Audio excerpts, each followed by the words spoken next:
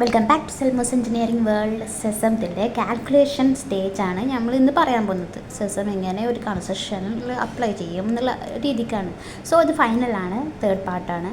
Main purpose പറയുന്നത് exact quantity of civil engineering വർക്കിന് വേണ്ടിയിട്ടാണ് ഇത് സെസം ഉപയോഗിക്കുന്നത്. ഇതേപോലെ മെഷർമെൻറ്റ് റൂൾസ്, ഡിസ്ക്രിപ്ഷൻസ് ഇതൊക്കെ സെസത്തിൽ ഡിഫൈൻഡ് ആണ്. ഇത്രയേ ഉള്ളൂ.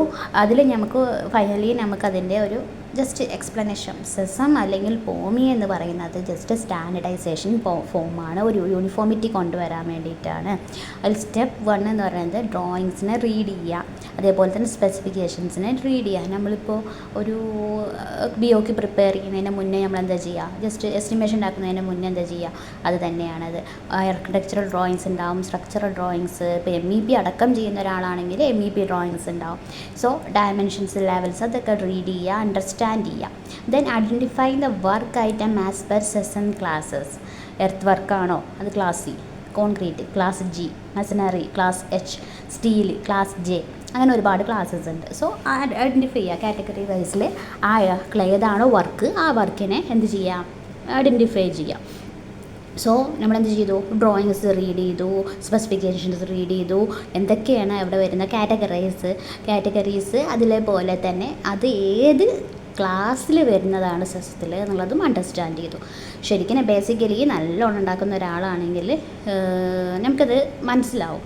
സോ അത് മെയിനായിട്ട് എന്താ നമ്മൾ കൺസിഡർ ചെയ്യേണ്ടതെന്ന് ഞാനത് പറഞ്ഞു തരാം കേട്ടോ, എൻ്റെ ലാവുമ്പോൾ പറഞ്ഞു തരാം.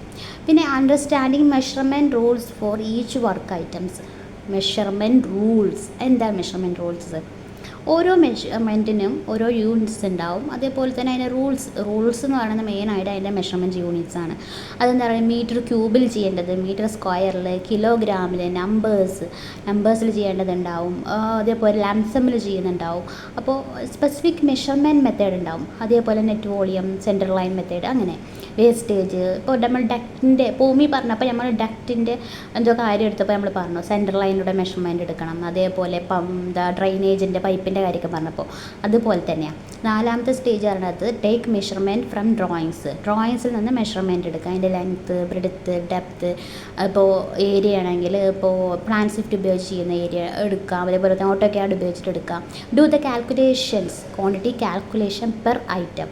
സാമ്പിൾ കാൽക്കുലേഷൻസ് നമുക്ക് ചെയ്ത് നോക്കാം, അപ്പോൾ മനസ്സിലാവും. ഒരു എക്സ്കവേഷൻ വർക്കിൻ്റെ എങ്ങനെ എടുക്കുക, ഒരു വോളിയത്തിലാണ് എടുക്കുക, മീറ്റർ ക്യൂബിലാണ്. ലെങ്ത്ത്, ബ്രെഡ്ത്ത്, ഡെപ്ത്ത് ഈ മൂന്നും കൂടി മൾട്ടിപ്പിൾ ചെയ്താലാണ് വോളിയം. അതെന്ത് യൂണിറ്റ്, മീറ്റർ ക്യൂബിലാണ്. ലെങ്ത്ത് ഇപ്പോൾ 10 മീറ്ററാണ്, ബ്രെഡ്ത്ത് 2 മീറ്ററാണ്, ഡെപ്ത്ത് 1.5 മീറ്റർ. സോ അത് മൂന്നുകൂടി മൾട്ടിപ്പിൾ ചെയ്താൽ ഇത് കിട്ടും, മീറ്റർ ക്യൂബിൽ വോളിയം കിട്ടും. അതിൽ ശേഷം യൂണിറ്റ് എന്താ, ക്യൂബിക് മീറ്റർ അഥവാ മീറ്റർ ക്യൂബ് എന്ന് പറയും അല്ലേ. എക്സ്കവേഷൻ എടുക്കാൻ പഠിച്ചു. കോൺക്രീറ്റ് എന്താ ചെയ്യുക, ഇതേപോലെ തന്നെ വോളിയമാണ്. Length, breadth, depth. ലെങ്ത്തിന് ഒരു ഇതുണ്ടാവും, ബ്രെഡ്ത്തിന് ഒന്നുണ്ടാവും, അതേപോലെ ഡെപ്തിനൊരു വാല്യൂ നമുക്ക് ആ ഡ്രോയിങ്ങിൽ നിന്ന് കിട്ടും. ഞാൻ എന്ത് ചെയ്യുക, അതിന് 3നെ മൾട്ടിപ്പിൾ ചെയ്യും. അപ്പോൾ നമുക്ക് എന്ത് ചെയ്യും, കിട്ടും ക്യൂബിക് മീറ്റർ കിട്ടും. ദെൻ ബ്ലോക്ക് വർക്ക് പറഞ്ഞാൽ എന്താ, നമ്മൾ മെഷീനറി വർക്ക് തന്നെ. സോ അത് ക്ലാസ് Hൽ വരുന്നതാണ് അറിയാം, ലെങ്ത്ത് ഇൻറ്റു ഹൈറ്റ്. ഇപ്പോൾ നമ്മൾ ഒരു ഡ്രോയിങ്ങിലാണെങ്കിൽ നമ്മൾ ലെങ്ത്ത് എടുത്തു, ചുറ്റും ലെങ്ത്ത് എടുത്തു, ഡിഡക്ഷൻസ് ഒക്കെ എടുത്ത്. അതേപോലെ അതിൻ്റെ ഹൈറ്റ്, വാൾ ഹൈറ്റ് എത്രയാണ് നോക്കും. ഇപ്പോൾ 3 മീറ്ററോ 3.5 മീറ്ററോ അത് മൾട്ടിപ്പിൾ ചെയ്യും. അതേപോലെ സ്ട്രക്ചറൽ സ്റ്റീൽ വർക്ക് ആ ക്ലാസ് Jയിൽ വരുന്നത്, അത് വെയിറ്റ് എത്രയാണ്, kgയിലായിരിക്കും അല്ലേ. ലെങ്ത്ത് ഇൻറ്റു വെയിറ്റ് പെർ മീറ്ററുള്ള വെയിറ്റ് പെർ മീറ്റർ എത്രയാണ് എന്നൊക്കെ കൊടുത്തിട്ടുണ്ടാവും. ഇപ്പോൾ 25 കിലോഗ്രാം പെർ മീറ്റർ ആണെങ്കിൽ അത് മൾട്ടിപ്പിൾ ചെയ്യുമ്പോൾ കിട്ടും. അതേപോലെ PCC പറഞ്ഞാൽ എന്താ, പ്ലൈൻറ്റിങ് ഏരിയ. ആ പ്ലൈൻറ്റിങ് ഏരിയ എങ്ങനെയാണ്, ഏരിയ ഇൻറ്റു തിക്നെസ്. അതിൻ്റെ ക്വാണ്ടിറ്റിയാണ്. ഏരിയ മൾട്ടിപ്പിൾ ബൈ തിക്നെസ് ആകുമ്പോൾ എന്താ പറയുക, മീറ്റർ ക്യൂബാണ്. സോ ഇപ്പോൾ നിങ്ങൾക്ക് മനസ്സിലായിട്ടുണ്ടാവും. മെയിനായിട്ട് നമ്മൾ അവിടെ കൺസിഡർ ചെയ്യുന്നത് ഡിസ്ക്രിപ്ഷൻസ്, അതേപോലെ അതിൻ്റെ യൂണിറ്റ് ഓഫ് മെഷർമെൻറ്റ്സ്, ആ ഒരു ഇതാണ് എന്ത് വരുന്നത്, ഈ ഒരു സ്റ്റാൻഡർഡൈസേഷനിൽ വരുന്നത്. ഈ ഏരിയ നമ്മൾ BCCൻ്റെ ഏരിയ ആയിരിക്കും. BCC അടിയിലുള്ള പ്ലെയിൻ സിമെൻറ്റ് കോൺക്രീറ്റ് അല്ലേ. ഏറ്റവും നമ്മൾ എക്സ്കവേഷൻ കഴിഞ്ഞിട്ട് എന്താ ചെയ്യുക, പ്ലെയിൻ സിമെൻറ്റ് കോൺക്രീറ്റ് അതിൻ്റെ ഫോം വർക്ക് എല്ലാ കാര്യങ്ങളൊക്കെ ചെയ്യും. എന്നിട്ടാണ് PCC അപ്ലൈ ചെയ്യുക അല്ലേ. എന്നിട്ട് അതാണ് പ്ലൈനിങ് ഏരിയ. അതിൻ്റെ മുകളിലായിട്ടാണ് എന്ത് പറയുന്നത്, ഫൗണ്ടേഷൻ വരുന്നത് അല്ലേ. ഫൗണ്ടേഷൻ വന്നതിന് ശേഷം ആണ് എന്ത് അതിൻ്റെ മുകളിലോട്ടുള്ളത് വരുന്നത്. അപ്പോൾ നമുക്ക് സെസം അപ്ലൈ ചെയ്യുമ്പോൾ C1, G1, H1 അറിയുമ്പോൾ C1 അറിയണത് excavation four foundation in all type of soil, അത് മീറ്റർ ക്യൂബിൽ. അപ്പോൾ നമുക്ക് അതിൽ ക്വാണ്ടിറ്റി 30 മീറ്റർ. G1 അറിയണത് പ്ലെയിൻ സിമെൻറ്റ് കോൺക്രീറ്റ്, എത്രയെങ്കിലും ഫൂട്ടിങ്ങിൻ്റെ റേഷ്യോ ഉണ്ടാവും, അത് മീറ്റർ ക്യൂബ്, അതും കിട്ടി. H1 അറിയണതും കിട്ടി. 200 mm തിക്ക് ബ്ലോക്ക് വർക്കാണ്. 200 mm thick block work in cement motor including cement motor. അപ്പോൾ അത് summarise and enter the BOQ ഫോർമാറ്റിൽ നമുക്കൊരു സമ്മറി പോലെ സെസം നമ്പറിങ് ഉണ്ടാവും, ഡിസ്ക്രിപ്ഷൻസ് ഉണ്ടാവും, യൂണിറ്റ് ഉണ്ടാവും, ക്വാണ്ടിറ്റി ഉണ്ടാവും, റേറ്റ്, എമൗണ്ട്. ഇത് ഞാൻ ജസ്റ്റ് പ്രാക്ടിക്കലായിട്ട് പറഞ്ഞു തരികയാണ്. ഇതേപോലെ സെസത്തിൻ്റെ നമ്പറൊന്നും കൊടുക്കേണ്ട ആവശ്യം വരുന്നില്ല. എൻഷുർ ദ കാൽക്കുലേഷൻ ഫോളോ സെസം മെഷർമെൻറ്റ് റൂൾസ് അല്ലേ. അതേപോലെ ഡബിൾ ചെക്ക് ചെയ്യാനാണ് കേട്ടോ. ഡിഡക്ഷൻസോ എന്തെങ്കിലും എക്സ്ട്രാ ഉണ്ടെങ്കിൽ അത് നമുക്ക് ഡിഡക്ട് ചെയ്യാം. അതേപോലെ യൂണിറ്റൊക്കെ ചെക്ക് ചെയ്യാം. അങ്ങനെയൊക്കെ കാര്യങ്ങളാണ് ലാസ്റ്റ് നമ്മൾ ചെക്ക് ചെയ്യുന്നത്. ഡ്രോയിങ്സ്, ഐറ്റം, ഒരു ഫ്ലോ ആയിട്ട് നമുക്ക് ചെയ്യാനാണെങ്കിൽ ഡ്രോയിങ്സ് ഉണ്ടാകും, ഐറ്റം കാൽക്കുലേഷൻസ്, അങ്ങനെ നമ്മൾ ലാസ്റ്റ് ഫൈനലി ഇതേപോലെ ഷീറ്റ് C1 അറിയണം എർത്ത് വർക്ക്.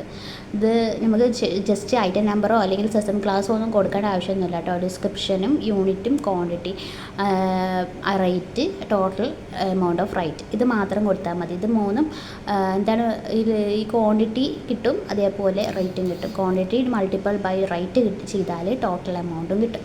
ഈ ഒരു സെസത്തിൻ്റെ കാര്യം പറഞ്ഞപ്പോൾ മാത്രം, അതുകൊണ്ടാണ് ഈ ഫസ്റ്റത്തെ 2 കോളം ഐറ്റം നമ്പറും സെസം. ഐറ്റം നമ്പർ എന്താ കൊടുത്തേക്കണേ, ഐറ്റം നമ്പർ എങ്ങനെ C1 വരുന്നതെന്ന് മനസ്സിലായില്ലേ. C1 ആണ് എന്ത്, എർത്ത് വർക്ക്. G1 ആണ് എന്ത്, കോൺക്രീറ്റ്. H1 പറയണത് H സ്റ്റാൻഡ്സ് ഫോർ മെഷീനറി. അങ്ങനെ ഓരോന്നും സ്റ്റാൻഡ്സ് ഫോർ ഫിനിഷേഴ്സ്. അങ്ങനെ ഓരോന്നിനും ഇതാക്കിയിട്ടാണ് നമ്മൾ കൊടുത്തിട്ടുള്ളത്. അത്രയേ ഉള്ളൂ കേട്ടോ. അത് യൂണിറ്റ് ഉണ്ട്, യൂണിറ്റ് സെപ്പറേറ്റ് കൊടുത്തേക്കണം. നമ്മൾ ഒരു BOQ ഷീറ്റ് പ്രിപ്പയർ ചെയ്യുമ്പോൾ എന്തൊക്കെയാണ് വരിക, ആദ്യം നമ്പറാണ്, സീരിയൽ നമ്പർ വരും. സീരിയൽ നമ്പർ എടുത്ത് ഡിസ്ക്രിപ്ഷൻ വരും. ഡിസ്ക്രിപ്ഷൻ്റെ അടുത്ത് എന്താ വരിക, യൂണിറ്റ് അല്ലെങ്കിൽ ക്വാണ്ടിറ്റി. പിന്നെ എന്താ വരിക, പിന്നെ എമൗണ്ട്, റേറ്റ് വരും, അത് ടോട്ടൽ എമൗണ്ട് വരും. അങ്ങനെ ആ ഒരു കാറ്റഗറിയാണ് വരിക. ടോട്ടൽ എമൗണ്ട് എങ്ങനെ കിട്ടും, ക്വാണ്ടിറ്റി മൾട്ടിപ്പിൾ ബൈ റൈറ്റ്.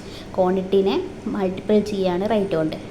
അതേപോലെ ലെങ്ത്ത്, ബ്രെഡ്ത്ത്, ഡെപ്ത്ത് ഒന്നും നമ്മൾ പ്രസൻറ്റ് ചെയ്യുന്ന ഷീറ്റിൽ എന്തായാലും BOQ ഷീറ്റിൽ കൊടുക്കില്ല, എസ്റ്റിമേഷൻ ഷീറ്റിൽ ഉണ്ടാവില്ല. നമ്മൾ ജസ്റ്റ് നമുക്ക് വേണ്ടിയിട്ട് കാൽക്കുലേറ്റ് ചെയ്യുന്ന ഷീറ്റിൽ നമുക്ക് അങ്ങനെ കൊടുത്തിട്ട് ചെയ്യാം. ഫൈനൽ റിസൾട്ടിൽ നമ്മളതൊന്നും കൊടുക്കത്തില്ല.